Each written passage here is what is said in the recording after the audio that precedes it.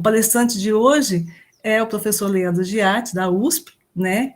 E tem como título a palestra Instabilidades Socioeconômicas e Doenças Emergentes, o preocupante contexto brasileiro contemporâneo. Dr. Leandro é biólogo pela Universidade de São Judas Tadeu, mestre e doutor em saúde pública pela Faculdade de Saúde Pública da USP, atualmente é professor associado da Faculdade de Saúde Pública da USP, membro do grupo de pesquisa Meio Ambiente e Sociedade do Instituto de Estudos Avançados da USP e editor adjunto da revista Ambiente e Sociedade.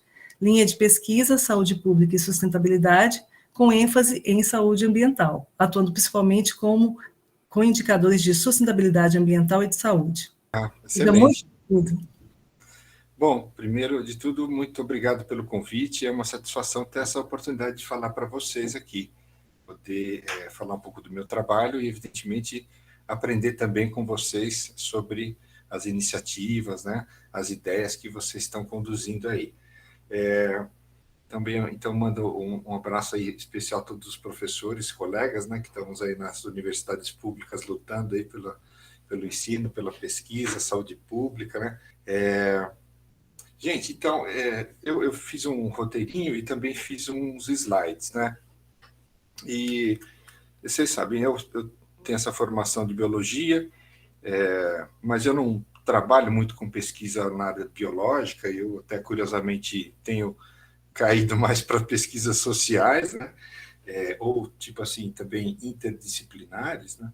As pesquisas que eu fui fazendo na Amazônia desde a época que eu morei e trabalhei, foram 7 anos que eu tive no estado do Amazonas, né? Uma parte no interior, em São Gabriel da Cachoeira, uma parte em Manaus, né? Porque eu sou originário de São Paulo, morei 7 anos no Amazonas, mas depois eu voltei para São Paulo quando eu passei no curso aqui, no concurso da Faculdade de Saúde Pública, e assumi o cargo no Departamento de Saúde Ambiental, onde também eu tinha feito mestrado e doutorado, mas aí eu continuei fazendo algumas pesquisas e tinha projetos em andamento ainda com a Amazônia, e aí até mais recentemente um grupo entrou em contato comigo para eu contribuir num artigo que era um amplo levantamento assim, das relações de antropização na Amazônia e doenças, né, tipo uma revisão mesmo, né?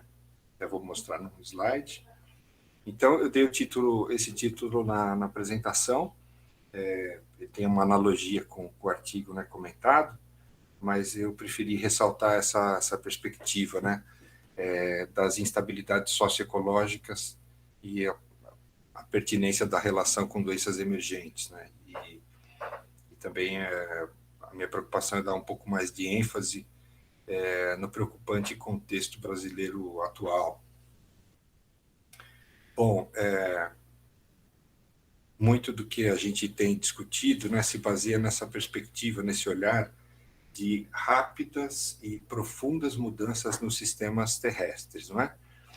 Então, a gente tem esse reconhecimento, né, de que a humanidade se tornou uma força de ação planetária, ou seja, capaz de cunhar, né, esse conceito, pelo menos, né, ou esse entendimento, né, de uma nova era, que é o antropoceno, e isso remete a muitas evidências de processos de antropização, de desenvolvimento econômico, urbanização, crescimento populacional, não é? Claro que você tem vários fatos históricos associados a isso, como desde a primeira Revolução Industrial, desde os períodos das grandes navegações, etc., mas de fato, é a partir da década de 1950 que a gente vê o que alguns autores chamam de a grande aceleração, né? Esse processo realmente sem precedentes de velocidade de mudanças, né? Então, consumo e uso de energia, demanda hídrica, vários aspectos no sentido assim, de demanda por serviços ecossistêmicos, por mineração, demandas para ampliação dos transportes, né, transcontinentais, né, telecomunicações, etc.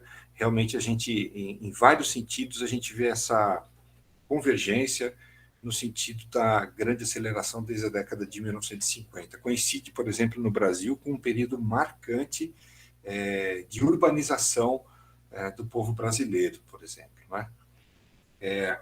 E aí, evidentemente, a gente tem também, a reboque, as consequências sistêmicas dessa grande aceleração em várias dimensões, né? Dos limites planetários, né? Do equilíbrio dos ecossistemas, e aí assinalado a questão de maior interesse nessa discussão, que é a perda de habitat, né, de florestas tropicais. Então, também, de modo marcante, uma aceleração desde a década de 1950. E também, evidentemente, muito preocupante, né, porque muitas florestas têm sido ameaçadas de extinção, são ecossistemas inteiros. Não é?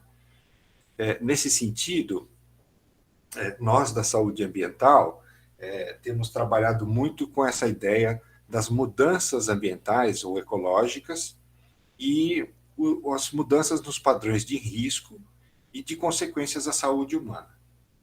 Esses autores, né, fazendo um trabalho, até uma referência a um estudo internacional que era sobre a carga ambiental de doença, né, conduzido aí desde os anos 2000 pela OMS, mas Franco Neto, né, e colegas, em 2009, aplicaram essa leitura da transição, como assim, refazer uma leitura do processo de transição epidemiológica a partir da transição dos riscos ambientais. Né? E então esses autores, estudando o caso brasileiro, identificam 3 padrões, grupos de mudanças ambientais que vão dialogar com os riscos ambientais, exacerbando, evidentemente, esses riscos e prejudicando a saúde da população.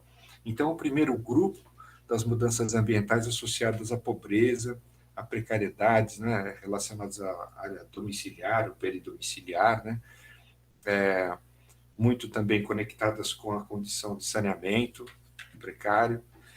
O grupo 2, mudanças ambientais associadas ao desenvolvimento industrial, dos serviços urbanos, né, as fronteiras agrícolas. Aí, nesse grupo 2 também, uma mescla com questões e problemas relacionados também ao trabalho. Então, algumas mudanças ambientais que afetam o trabalho, a qualidade do trabalho, os riscos ambientais associados ao tipo de ocupação.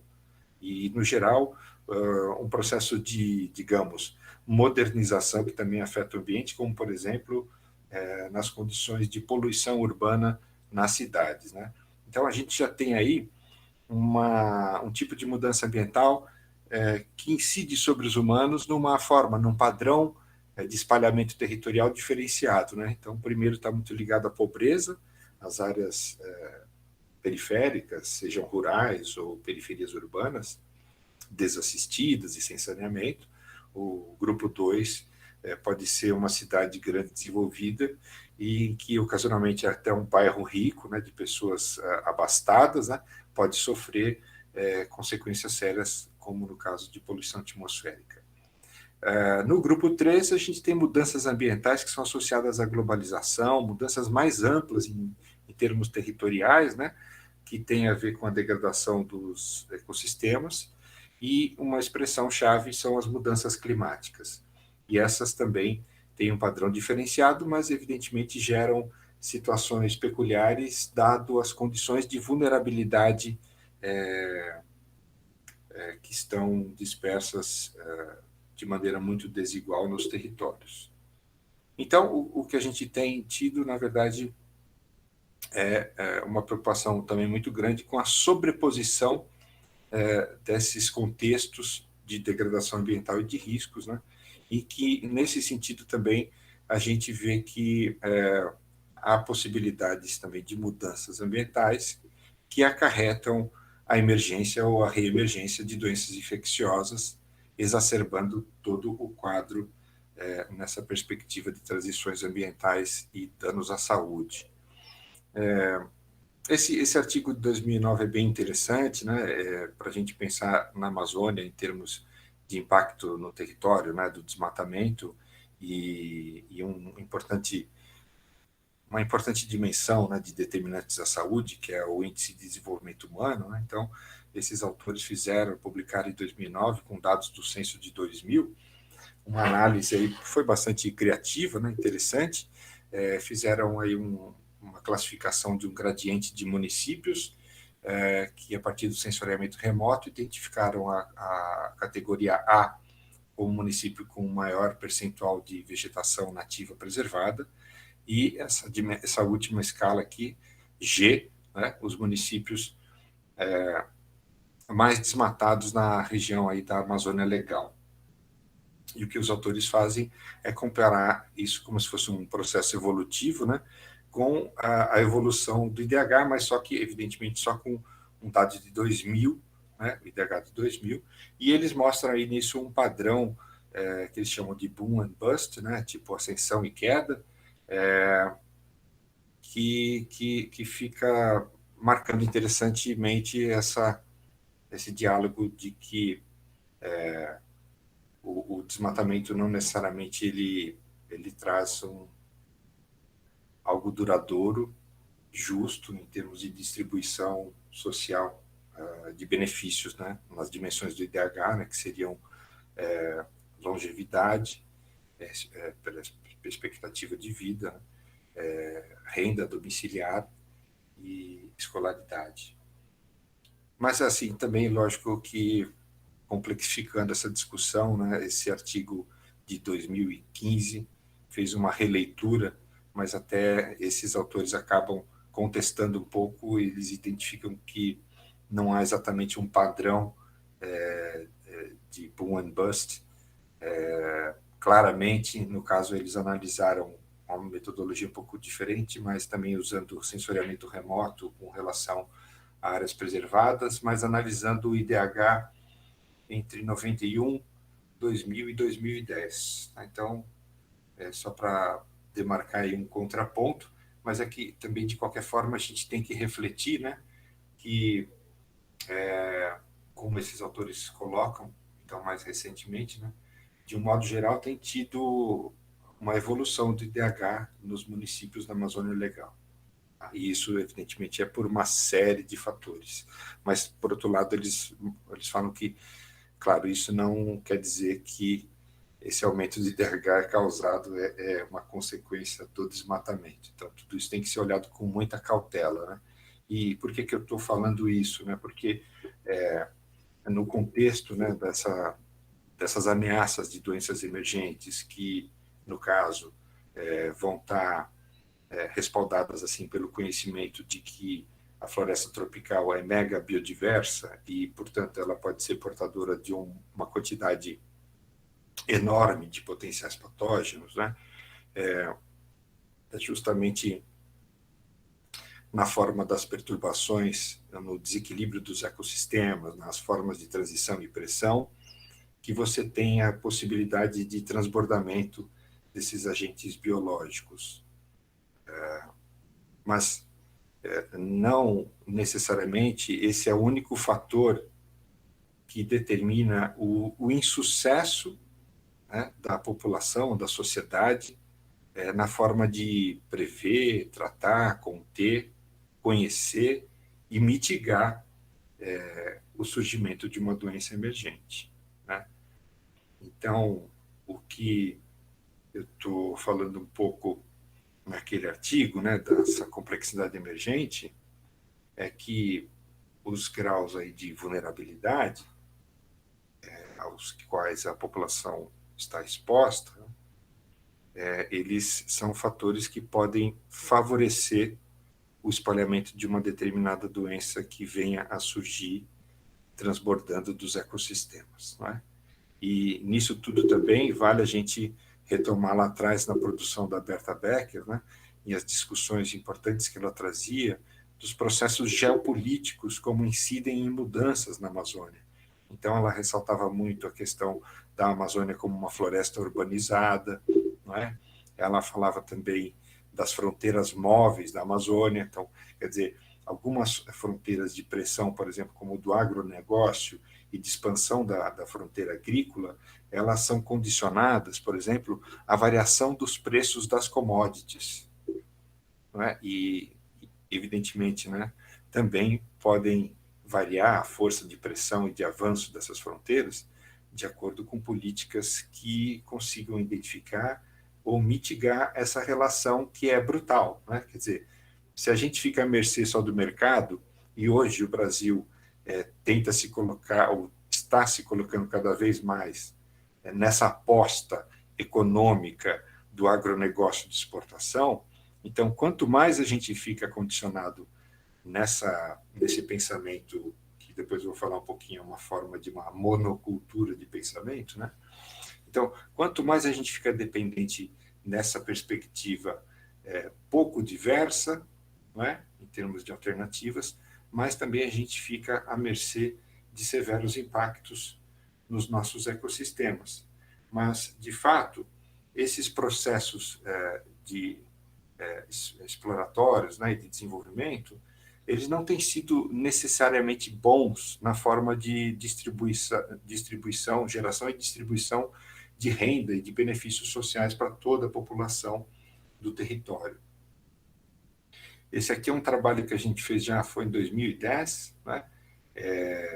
Algumas análises de indicadores comparando os estados da Amazônia Legal, né? E aqui a gente, por exemplo, comparava, então, um pouco a diferença do padrão de crescimento e desenvolvimento econômico nos diferentes estados, né?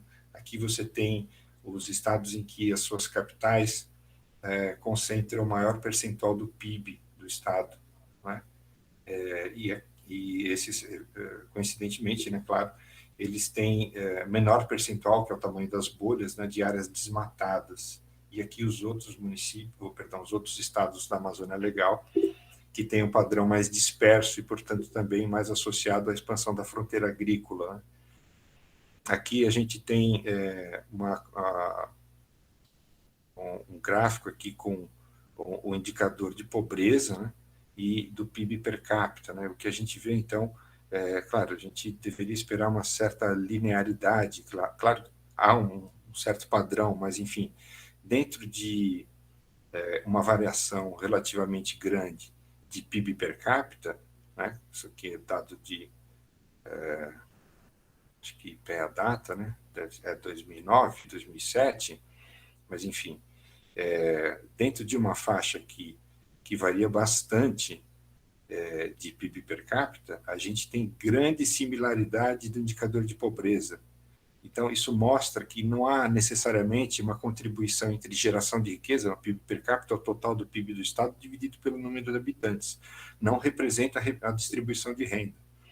Então, ocasionalmente, você tem uma evolução de geração de renda, mas um quadro de estagnação na distribuição. Isso tudo corrobora um contexto de vulnerabilidade, né? De exclusão social, e de outros fatores que podem contribuir, né, para o sucesso de determinadas doenças, né? Então, claro, sempre, muitas vezes, a gente vê a relação da determinação social da doença com um forte peso da pobreza nesse contexto. E a gente também, obviamente, considera, né, que temos tido subsequentes surpresas, né, com emergência e reemergência de doenças infecciosas, essas que continuam sendo um problema sério. Vejam aí a Covid, né, o que ela se tornou. Eu tinha comentado aqui sobre um artigo que eu contribuí, né, que foi esse aqui do ano passado, né.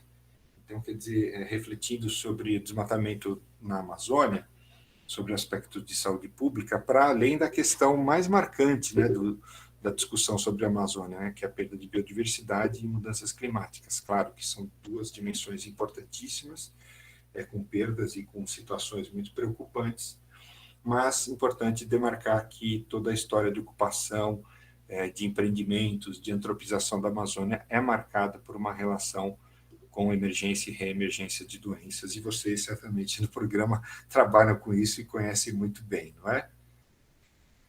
Bem, aqui também um artigo mais recente, eu tentei botar nessa exposição aqui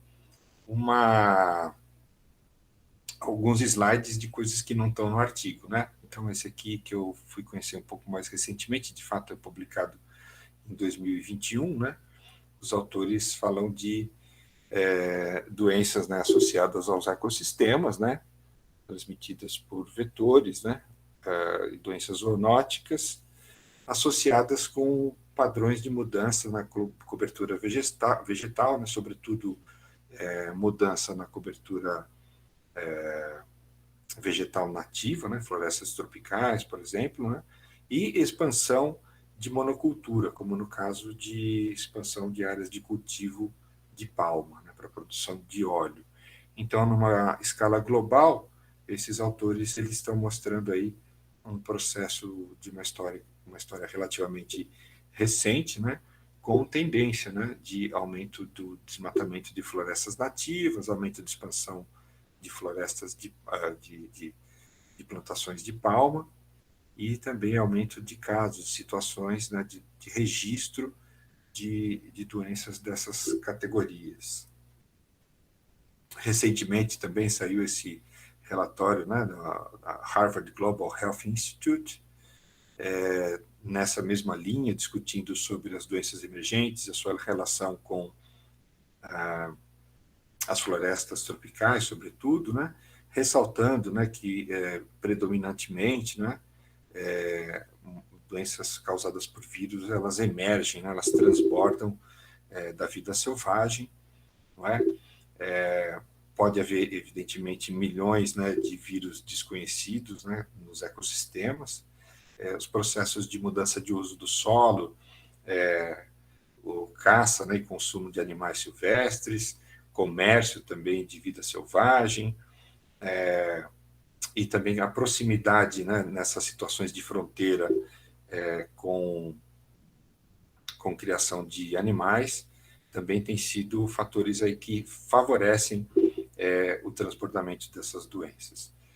E a conservação de floresta, né, ela realmente se coloca com muitas evidências como um fator de proteção para reduzir o risco desse espalhamento de doenças emergentes, e isso sai relativamente barato, sobretudo se a gente compara com os gastos, né, e as perdas econômicas de uma doença, de uma pandemia como a Covid. Bom, e aí o contexto no Brasil, falando um pouquinho dessa relação do que a gente aprende e se preocupa a partir da emergência da Covid-19, né?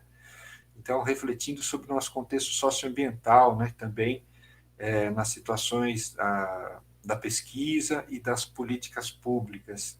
Alguns pontos, né, que eu acho importante a gente pensar, a gente refletir. Bem, nós estamos assim à mercê dessa aceleração das mudanças ambientais características do antropoceno, não é? E é o que a gente vê, até o Brasil tem apostado em acelerar ainda mais esses processos, o que, é claro, é muito triste, chocante, mas infelizmente é uma realidade, depois vou discutir, tudo indica como isso realmente é uma política. Bem, também temos aí, conectado a isso, né, o processo de desenvolvimento econômico predatório, a expressão máxima, acho que disso, mais clara e objetiva, é justamente a expansão da fronteira agrícola. E, de outro lado, a gente tem o reducionismo, né, quanto às questões socioecológicas, né?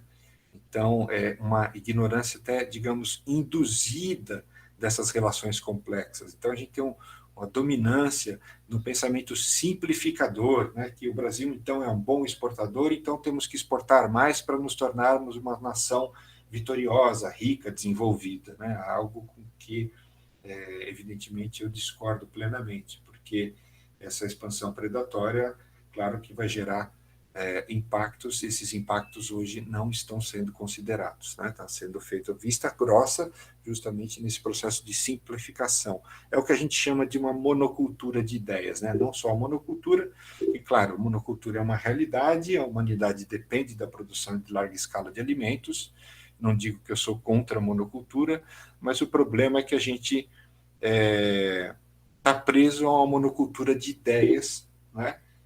Que é justamente reducionista com relação à complexidade e às possibilidades de consequências a partir da forma predatória como utilizamos os nossos recursos ecológicos e destruímos nossas florestas.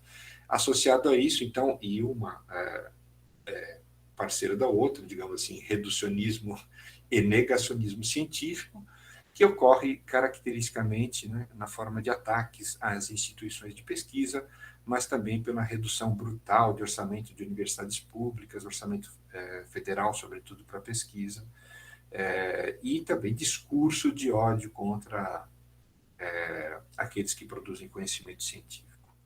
E isso, então, acarreta esse quadro maior, né, que é a monocultura do conhecimento.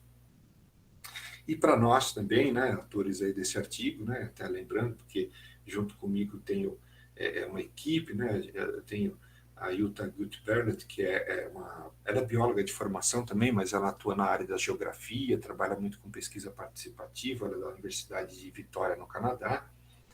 O Ricardo Agum Ribeiro, que é do IFRO, né, daí de Rondônia, que é um parceiro, inclusive, desde a época que eu trabalhei lá na Fiocruz Amazônia, né?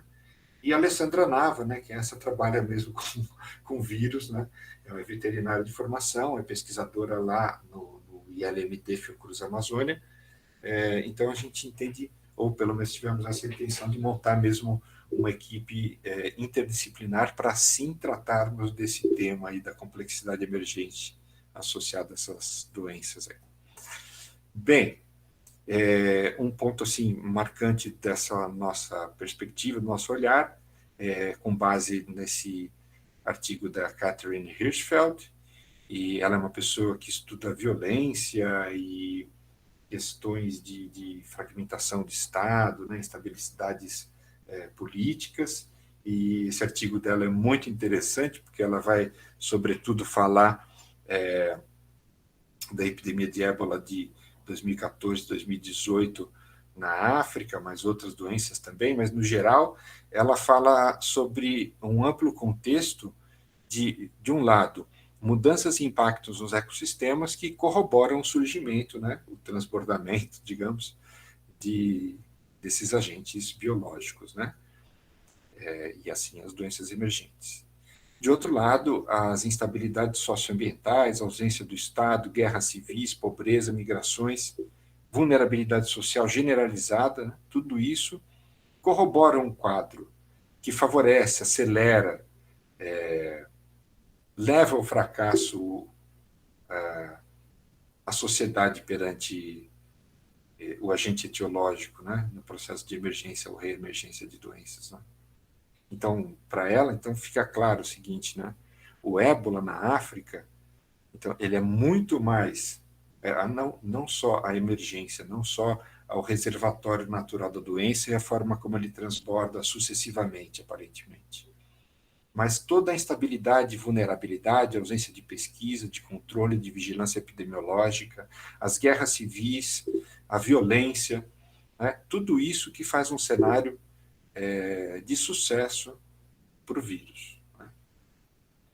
E por isso ela denomina, traz essa palavra, twin insurgency, em tradução livre ficou insurgência dupla, que é justamente a confluência entre essas dimensões. Né? Por isso, essa síntese, né, que a gente tem a forma de uma exacerbação do contexto de insurgência dupla, né, com instabilidade socioecológica, omissão quanto à complexidade inerente à emergência de doenças infecciosas. E aí a gente tem esses fatores que geram, exacerbam, que caracterizam a insurgência dupla, né? Como no caso do desmatamento, a perda da biodiversidade, as profundas mudanças ecológicas e a tropização dos ambientes, e também a monocultura de atividades econômicas reducionistas e predatórias, negacionismo científico, instabilidades sociais e vulnerabilidades. E os fatores que são capazes de aliviar esse quadro preocupante. Né? De um lado, necessária agenda permanente de pesquisa e vigilância, também estruturas plurais de governança, novas formas de produção de conhecimento, abordagens ecossociais, e também busca de desenvolvimento sustentável, conservação dos ecossistemas, de seus serviços, pesquisas interdisciplinares também seriam caminhos, alternativas para aliviar esse contexto. Aqui uma reportagem Comunicação na Science, que fala inclusive do trabalho da Alessandra Nava, né? E vocês também conhecem esse tipo de pesquisa, né? mais do que eu, porque eu realmente não trabalho com isso, né? Eu tenho trabalhado uma discussão mais do contexto, né? E aí a gente tem tentado fazer esse tipo de análise, né? Sobre a complexidade, as interações, as dinâmicas dos sistemas socioecológicos, que são sistemas auto-organizáveis e complexos, né? Eles funcionam através de retroalimentação, né? E a compreensão deles, acho que é muito importante, né? Remetendo às crises do antropoceno, porque eu vejo que o antropoceno deixou o mundo obrigatoriamente muito mais conectado pela escassez, né? Então, no passado a gente tinha ilhas de antropização, né? Agora a gente está tendo ilhas de preservação de ecossistemas. E através dessa expansão daquilo que antes eram frentes e territórios mais ou menos distantes, isolados de antropização, a gente tem um conflitando com o outro dentro de uma cadeia de comércio global, que, por exemplo, então o Brasil ele é importante pelo agronegócio, mas vocês sabem, nós somos grandes exportadores de água virtual, né? Para cada tonelada de soja, várias outras toneladas de água foram necessárias para produzir aquela commodity. Então, a gente tenta ver as formas de lidar com as perturbações nesses sistemas socioecológicos, né? Mas que eles devem ser reconhecidos pela pluralidade, né? Eles são diversos, e a diversidade humana de potencial criativo, de possibilidades de políticas, de soluções em distintos níveis organizacionais, que caracteriza a adaptabilidade, a resiliência desses sistemas, né? E provavelmente também é só a partir dessa diversidade que a gente tem alternativas para se encontrar diante da magnitude da crise global, da crise ambiental global. Então, isso deve envolver também competências sociopolíticas, questões organizacionais, valores morais de distintos contextos, né? Conhecimentos tradicionais, tecnologias, etc. A gente tenta entender, nesse sentido, a resiliência do sistema socioecológico como um elemento fundamental no quadro atual e nos desafios atuais, né? Bom, então, realmente, eu achei que é importante a gente discutir essa questão, né, de monocultura de pensamento, né, e essa conexão com o quadro atual que a gente tem no Brasil, né. Há vários paralelos, na minha opinião, que são muito pertinentes, né.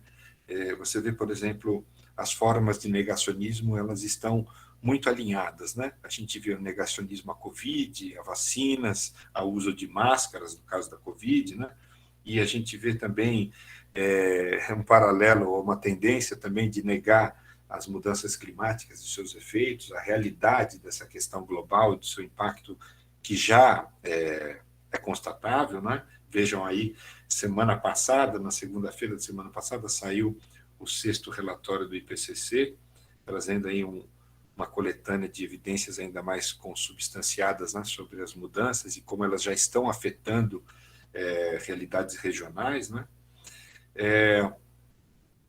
E também esse mesmo negacionismo ele vai estar aplicado de modo geral às questões ambientais, né?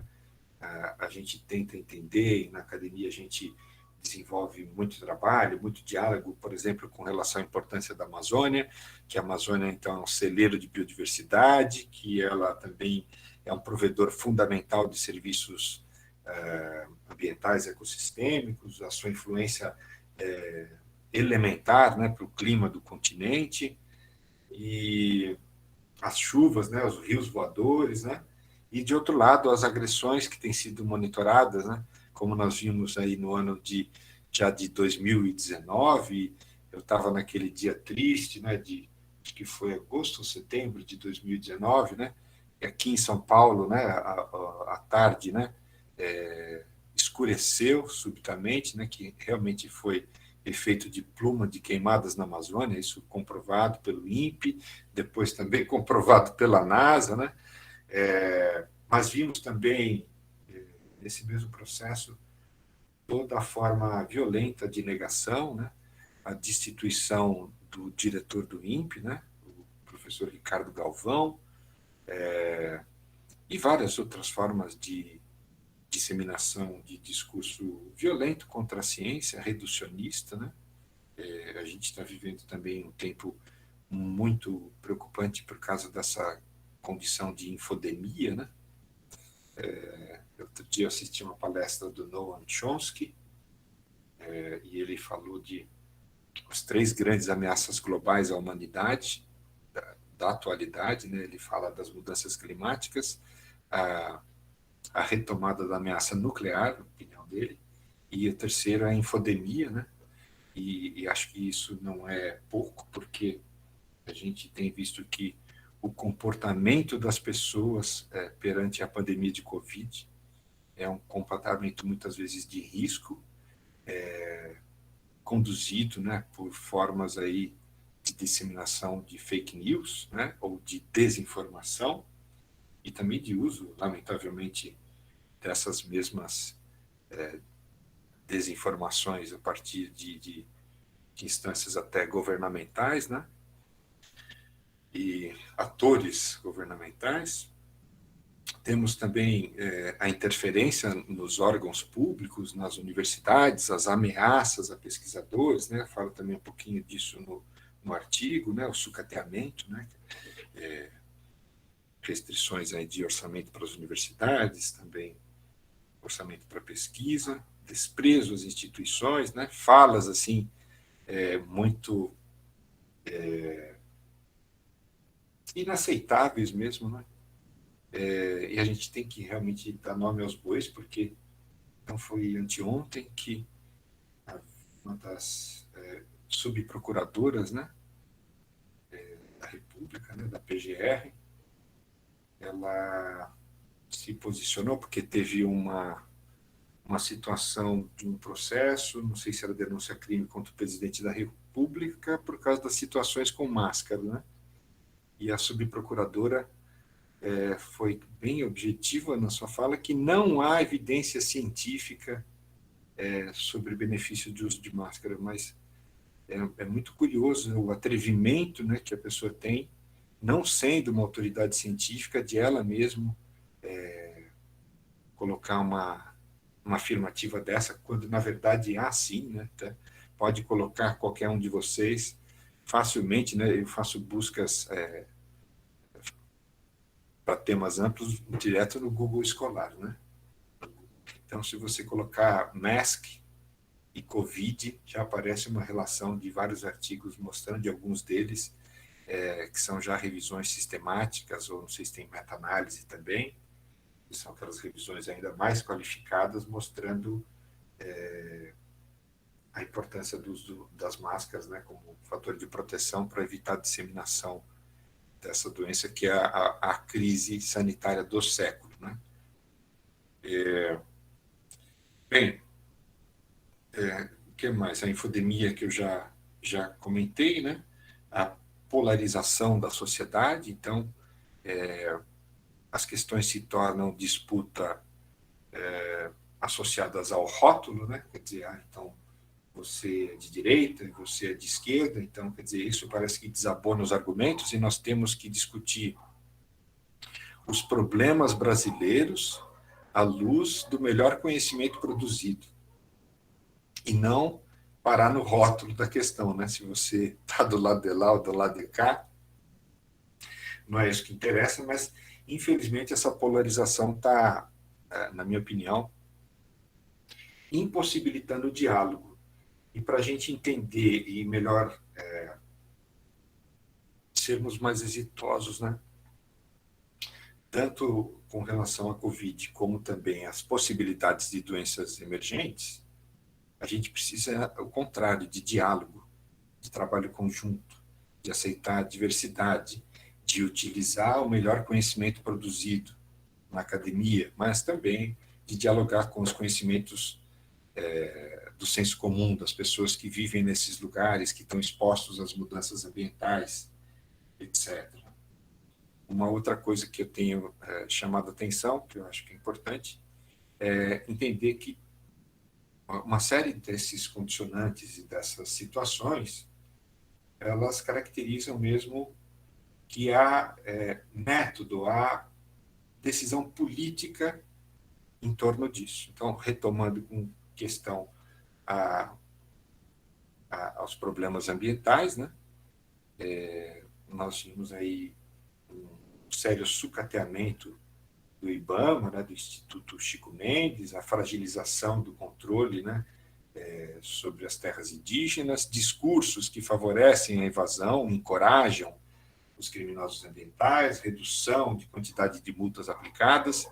Aliás, um pequeno parêntese, eu fui para a Amazônia porque eu passei no concurso do IBAMA, né, foi um curso de 2001 para 2002, eu fui chamado em 2003. Eu morei lá em São Gabriel da Cachoeira, depois, por isso, acabei parando na Fiocruz.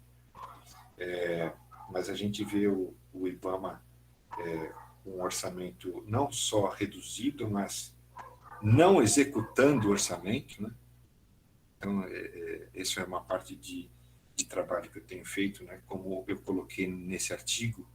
Então, são levantamentos factuais, né, de situações que estão, por enquanto, a maior parte delas reportadas na mídia, né? Então, preferencialmente informações captadas de mídia que tenho como aferir qualidade, né, que eu tenho como achar publicações similares ou que eu tenho como atestar, verificar que são compatíveis com dados oficiais, né? Mas, enfim, o IBAMA teve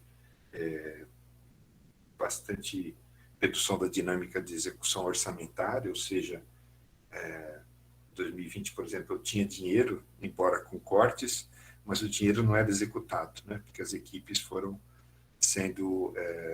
sofrendo situações, dificuldades, né? Agora a gente tem visto outros processos que estão surgindo a partir disso, né? Muito vai ter que ser investigado, né?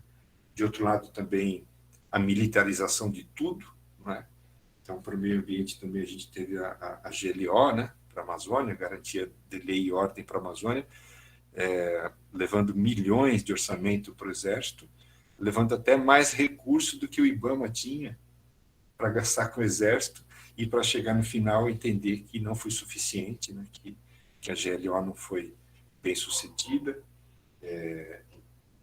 sobretudo na principal questão, que é reduzir desmatamento e incêndios, né, criminosos na Amazônia, e também, lógico, a militarização das instituições públicas, né, o meio ambiente, né, particularmente fortemente militarizado, né, na gestão do Salles, que foi uma gestão muito longa, né. O Salles levou uma série de militares da Polícia Militar de São Paulo, né, para o Ministério do Meio Ambiente, né. E também é marcante, né, uma denúncia de 12 procuradores da República pela PGR em julho de 2020, né, solicitando o afastamento do ministro Salles do cargo, e realmente não tive notícia, né, isso, nada foi feito, mas 12 procuradores da República fizeram um dossiê de várias improbidades, né, do ministro Salles, e isso não foi para frente, né? E aí, mais recentemente, nesse ano, a gente vê as acusações ao ministro Salles, né? São acusações, né? Então, nós vamos ver o que vai acontecer, mas ele sendo acusado de facilitação de contrabando de madeira, né? Um ministro do meio ambiente. Temos também aquela situação em que a maior apreensão de tora de madeira, né? Que, segundo a Polícia Federal, que fez a apreensão,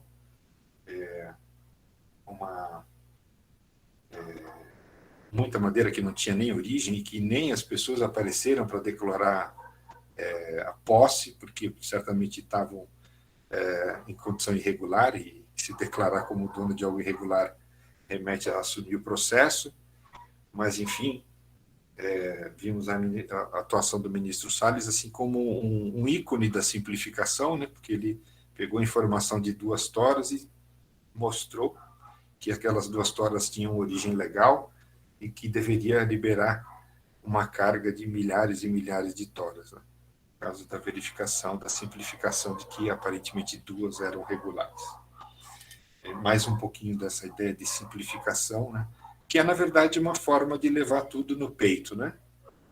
Então, quer dizer, qual que é a grande política? E está no discurso, né, da campanha, inclusive, né, presidencial, né, está no discurso a questão ambiental como uma questão desimportante, ou então o meio ambiente não pode atrapalhar o desenvolvimento, né? Ou o meio ambiente tem que ser subordinado à agricultura, como chegou a ser proposto, né, em termos de organização ministerial.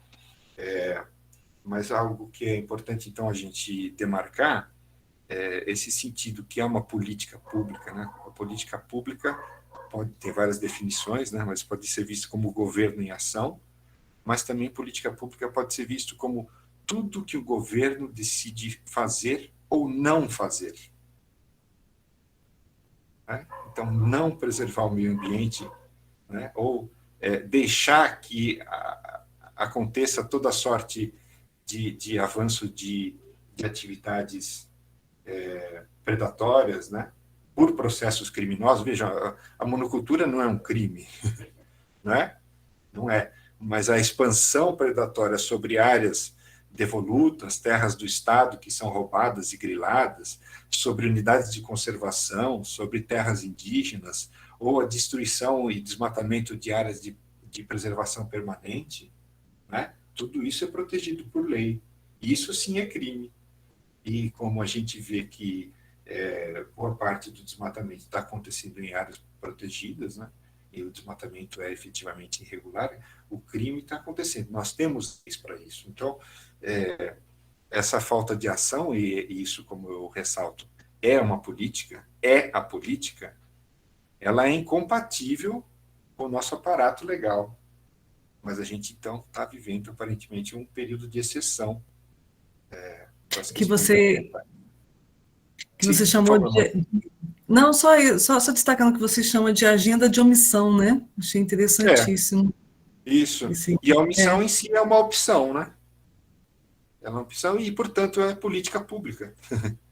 É. Dói aos ouvidos, né? Mas é uma realidade, né? agradecer muitíssimo pela palestra, pela conversa, pela disponibilidade do seu tempo, Leandro. Gente, Gabriel, eu fico muito agradecido, de novo, assim, também a paciência de vocês me ouvirem, o interesse, estando eu de fora, eu também, a chance de aprender e conhecer vocês é uma oportunidade encantadora. Muito obrigado aí pelo evento, pela conversa.